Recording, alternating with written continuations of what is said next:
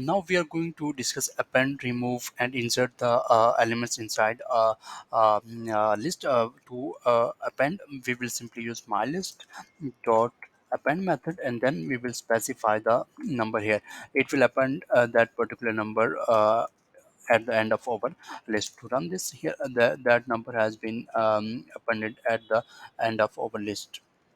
Now we are going to remove that element.